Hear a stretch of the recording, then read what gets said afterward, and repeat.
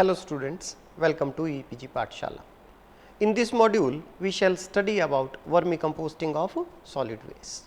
Solid wastes are unwanted material which are disposed by man, which neither flow into water streams nor escape into atmosphere, as well as not of immediate use to the man. Solid wastes are heterogeneous in nature, as these are produced by diverse activities of the man, including agricultural activities, domestic activities, commercial activities, industrial activities, etc. The disposal and management of solid waste have always been a challenge to the scientists, policy makers and urban local bodies, that is municipalities. Due to the prohibitive cost of solid waste management, people prefer to dispose solid waste in open dumps or do open burning. When solid wastes are disposed in open dumps, that leads to spreading of infectious diseases, water pollution, soil pollution. When we do burning of solid waste, that leads to air pollution. Not only this, if we do open burning and open dumping of the solid waste, the nutrients which are present in the solid waste are lost forever. The scientists are of the view that new methods should be developed for the purpose of solid waste management. It has been recommended in the recent years that different biological methods such as biomethanation, composting and vermicomposting can be very useful for the management of solid waste. Not only this, if we use these methods, we not only control the pollution, but also recover the nutrients which are present in the solid waste. So, in this module, we shall discuss in details about vermicomposting. The learning objectives of this module are that what is vermicomposting, benefits of vermicomposting, types of earthworm used for the purpose of vermicomposting, process of vermicomposting, essential conditions for vermicomposting process and nutritive value of vermicompost. It is very difficult to give a composition to the solid waste, because solid waste is produced by diverse activities. But Central Pollution Control Board New Delhi has given a empirical composition to the Indian municipality solid waste. According to that, about 40 to 45% material of the municipality solid waste is compostable in nature as well as non-toxic in nature. This is that fraction of the Indian municipality solid waste which can be used as raw material for the purpose of vermicomposting. In addition to this, other biodegradable non-toxic solid waste which are produced by the industries, commercial activities and agricultural activities can also be used for the purpose of vermicomposting. Vermicomposting is nothing but decomposition of biodegradable matter in good quality manure with the help of earthworms. This good quality manure is called as vermicompost, and it can be used as soil conditioner in agricultural fields. The term vermicomposting is derived from the Latin word verm means worms and composting means degradation, means degradation of solid waste with the help of worms. Vermicomposting is a process by which earthworms mix, aerate and fragment the waste combined with the biodegradation process of microorganisms. Vermicompost, that is the product of vermicomposting process, is highly beneficial to the earthworms and plants, and it serves as water soluble, excellent nutrient rich, natural fertilizer and soil conditioner. There are about 4,000 different types of earthworm species which are present all over the earth, but all earthworm species cannot be used for the purpose of vermicomposting. Depending upon the ecological niche, earthworms can be divided into three categories, that is epizootic earthworms, endozoic earthworms and anasic earthworms. Epizootic earthworms lives upon the earth endozoic earthworms live within the earth, anasic earthworms live out of the earth. There are about 500 species of earthworms which are present in India. Out of these 520 species, only 20 species can be used for the purpose of vermi composting. So, what should be the characteristics of the earthworm species used for the purpose of vermi composting? The earthworm species which is used for the purpose of vermi composting, that should have wide adaptability to environmental factors, particularly to the temperature, wide adaptability for organic materials as feed or raw materials or substrate. The earthworm species which is used for the purpose of vermi composting should have high rate of high growth and reproduction rate, high feeding rate, lesser inactivity period to new feeds, and the earthworm species should be compatible or tolerant with earthworms if polyculture system of vermicomposting is used. The common species which are used for the purpose of vermicomposting are Eisenia foetida, that also called as red vigilers, Eisenia anderii, Eudrillis eugeni, Perionox excavatus, Lumbericus rubellus, that is called as red worms, Lumbericus terrestris, night crawlers, and Lampito marucci. Among these species, Eisenia foetida and Eudrillis eugeni are widely used at commercial level for the purpose of vermicomposting. When we do vermicomposting, then these are not only the earthworms, along with earthworms, many other microorganisms are present in the vermicomposting bin. The other microorganisms and worms which are present in the vermicomposting bin include mites and flies, predatory planarians, centipedes and millipedes, white worms, springtails, isopods, bacteria, mold, fungi. We can say that vermicomposting bin is like a circus in which earthworm is the ringmaster, and the habitable conditions for the earthworm are produced by the other microorganism, flora or fauna which is present in the vermicomposting bin. Vermicomposting process can be of open type of vermicomposting or in container vermicomposting. In container vermicomposting is carried out in the enclosed spaces.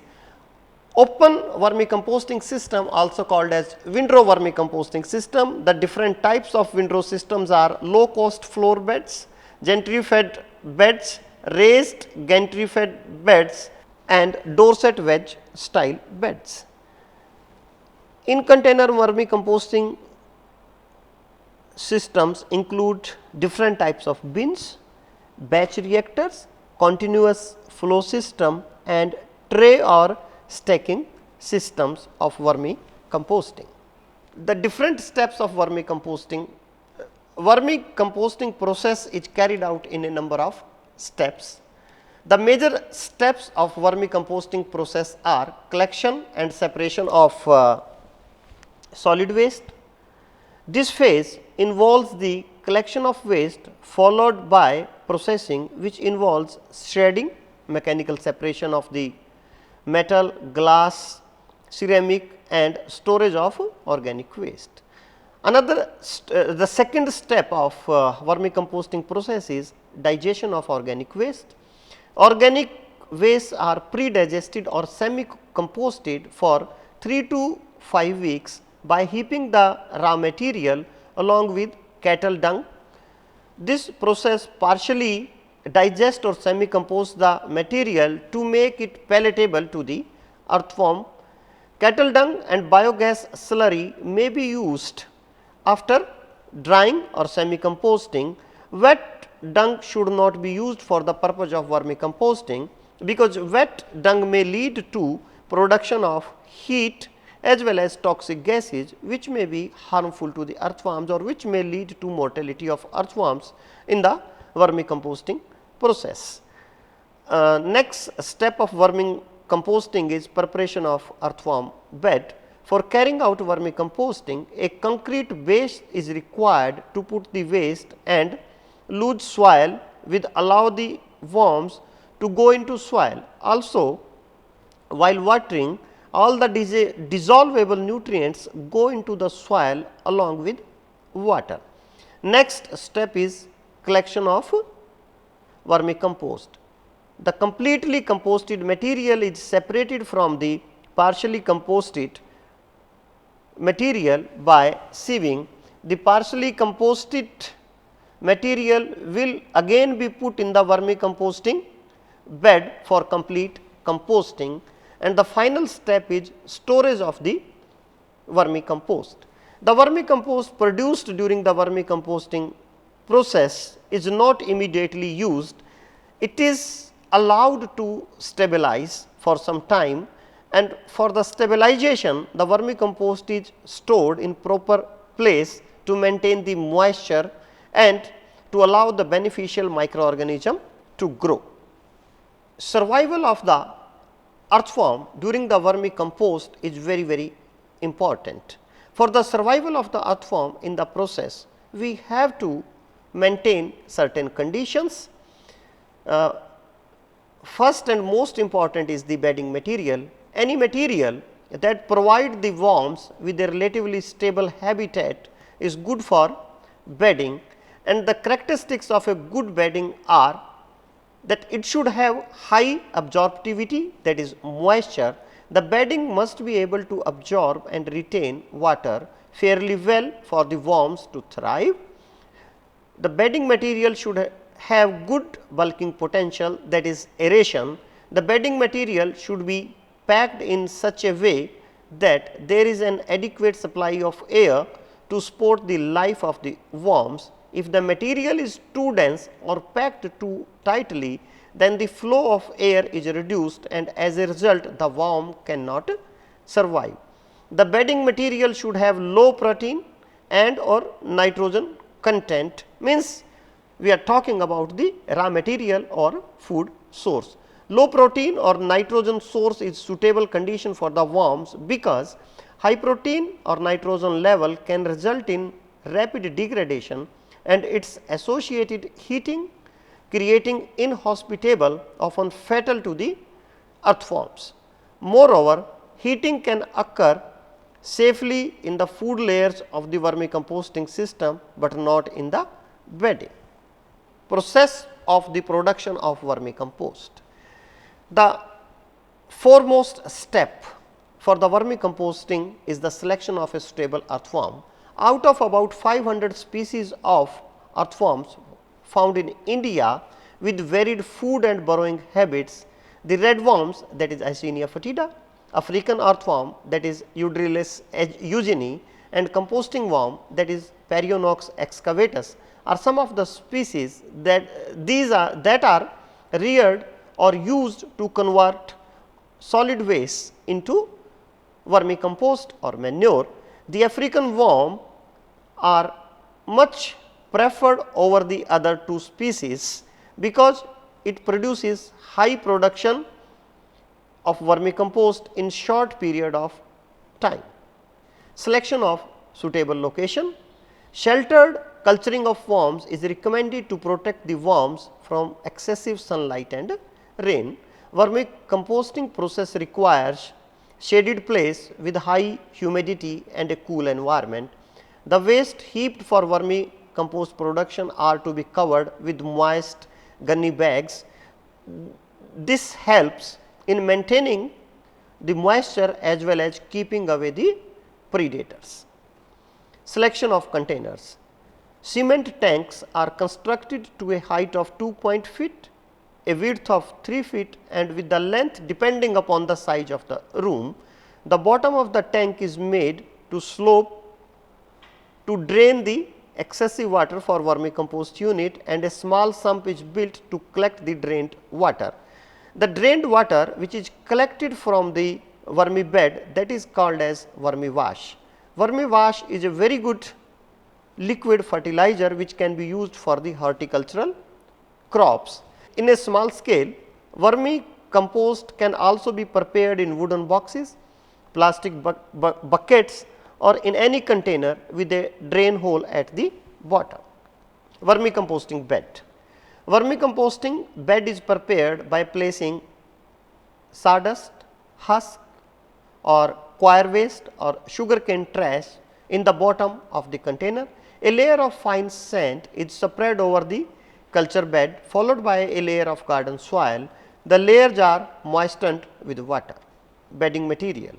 The selection of bedding material is a key to successful vermiculture or vermicomposting.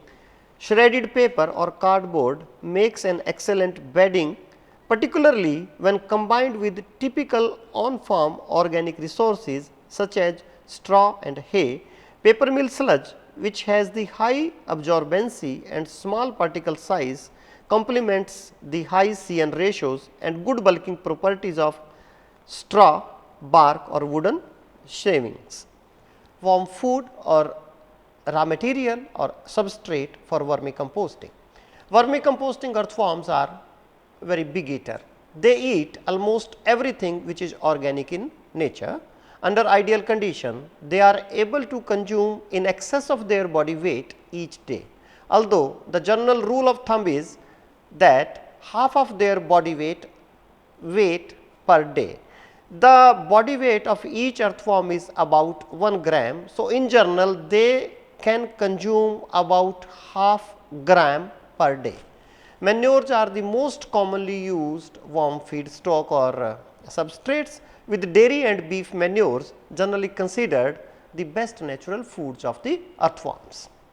Biodegradable waste such as cattle dung, farm waste, crop residues, vegetable market waste, flower market waste, agro-industrial waste, fruit market waste, etc. are suitable raw material for vermicompost production. In general, we can say any biodegradable material which is non-toxic in nature and having a suitable CN ratio can be a excellent raw material or substrate for the purpose of vermicomposting. Before vermicomposting, animal dung or any substrate should be pre-digested or semi-composted for 3 to 5 weeks. When this material is semi-composted, it is palatable to the earthworms. The pre-digested waste material is mixed with 30% cattle dung and then placed in the vermi bin or container. The moisture level is usually maintained at 60 to 70%. Selected earthworms are placed uniformly over the material in the bed or in the bin that has to be vermicomposted. There is no need to put the earthworms inside the waste, as they move inside on their own. Roughly for 1 meter length, 1 meter breadth and half meter height of the vermi bed, 1 kilogram of earthworms or about 1000 of earthworms are sufficient. The moisture should be maintained at 60 to 70% throughout the vermicomposting process. The daily watering of vermi bed is not required, but water should be sprinkled over the bed if necessary. Harvesting of vermicompost and or worm casting formed on the top layer is done periodically, that may be once in a week. Watering should be stopped before the harvest of vermicompost. The castings are scooped out with hand and placed as heap in a shady place. The harvesting of casting should be limited up to earthworm presence on top layer. Periodical harvesting is necessary for free flow and to retain the quality of vermicompost, or the free or the finished compost get compacted when watering is done. After the vermicompost production, the earthworms present in the bed that may be harvested by trapping method, where small fresh cow dung balls are made and inserted inside the bed in 5 or 6 places. After 24 hours, the cow dung balls are removed. All the worms will be adhered into the ball, and putting this cow ball in a bucket of water will separate these adhered worms. The collected worms will be used for next batch of composting. At large scale vermicomposting facilities, the earthworms are separated from the vermicompost by using the hand winnowing or the machine winnowing methods. The harvested vermicompost should be stored in cool, dark place with a minimum 40% moisture. Vermicompost should not be exposed to sunlight, as this may lead to loss of moisture and nutrient content. It is recommended that the harvested vermicomposted material be openly stored with periodical sprinkling of water to maintain moisture level and also to maintain beneficial microbial populations. If needed, the material can be stored in laminated over sack, as this will minimize the moisture evaporation loss. Vermicompost can be stored for a year without loss of its quality if the moisture is maintained at about 40% level. Packaging is done at the time of selling the vermicompost. The nutrient content of vermicompost depends on the waste or raw material or substrate used for the vermicompost production. If the raw material are heterogeneous in nature, there will be wide range of nutrients available in the vermicompost. If the waste materials are homogeneous one, there will be only certain nutrients available in the vermicompost.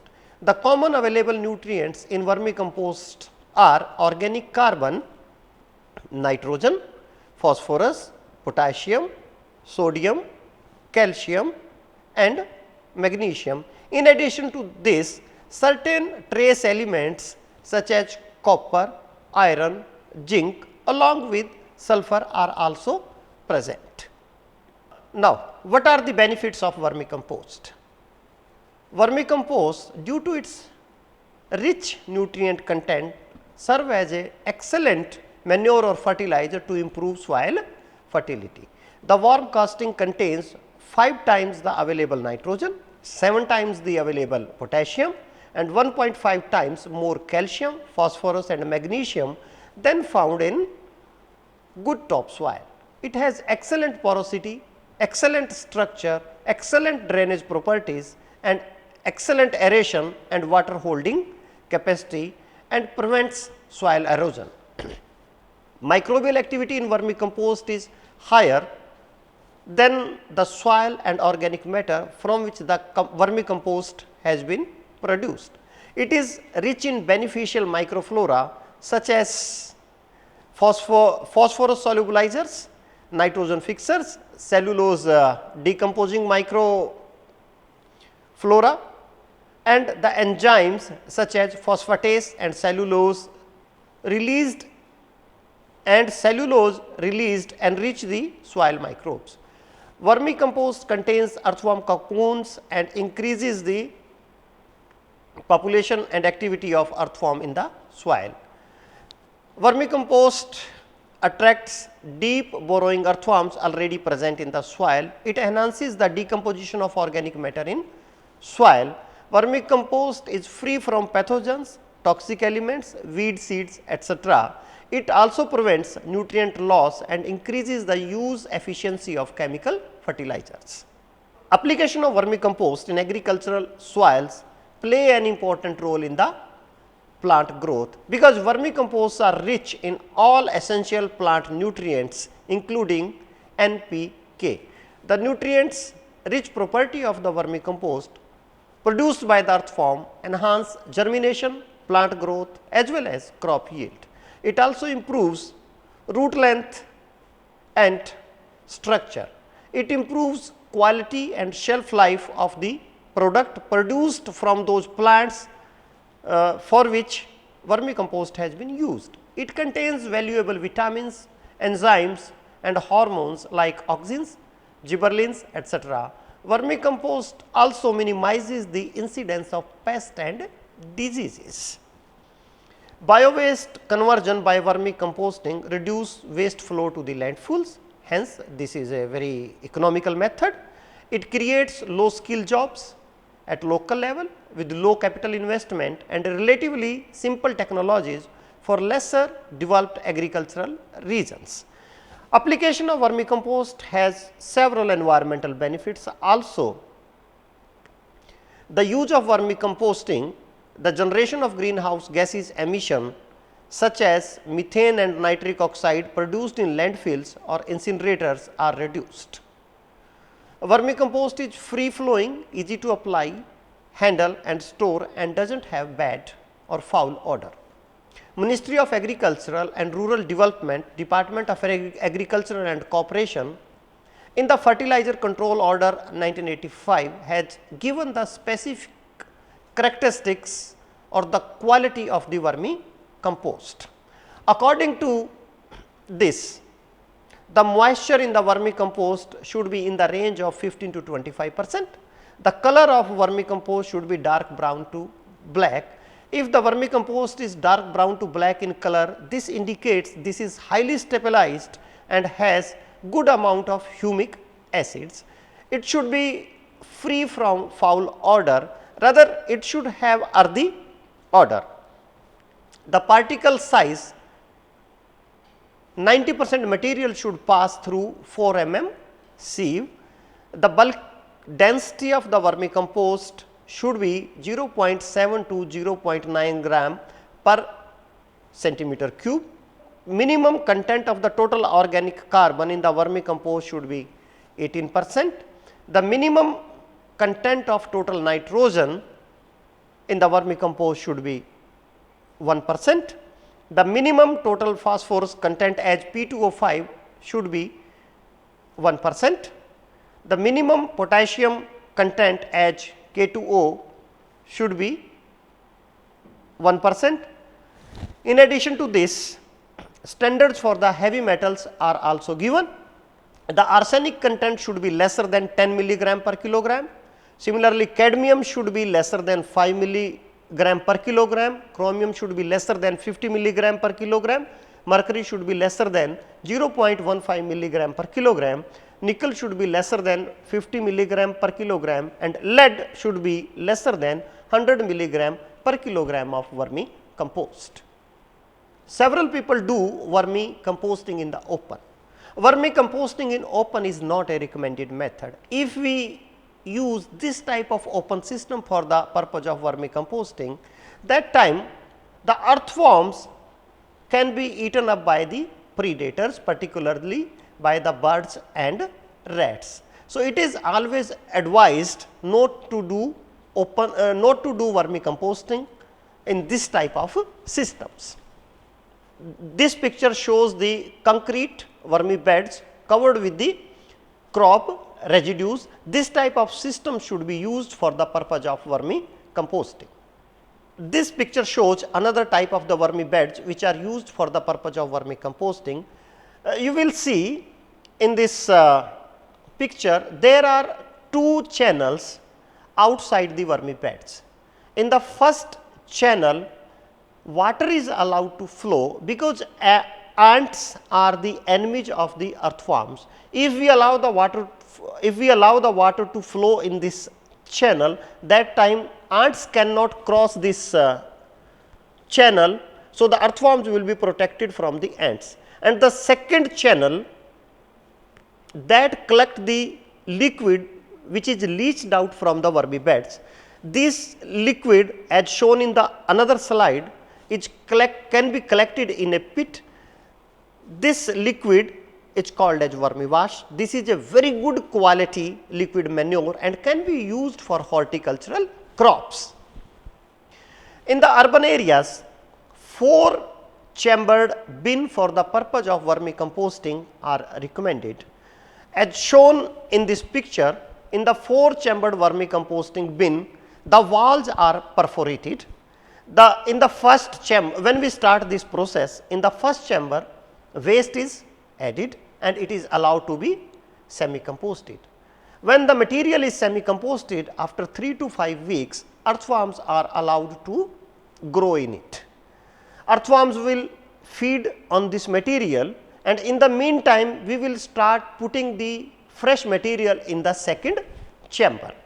When all the material will be converted into vermicompost in the first chamber, through the perforated wall, the earthworms will shift from one chamber to the second chamber. So, this way we can complete this process. This is another type of vermicompost used by the people. Here, as this picture shows, instead of making the shed the people have cultivated the Jatropha plants. So, in this type of vermicomposting system, they get one extra product, that is the Jatropha seeds, which can be used for the production of biodiesel.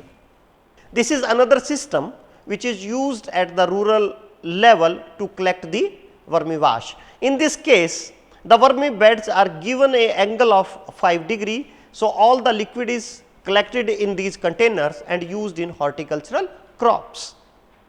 Students, now to sum up this module. In this module, we have learned that what is vermicomposting, how this process is carried out, what are the benefits of the vermicomposting process, what are the uses and benefits of the vermicompost, and what should be the qualities of the vermicompost. Thank you.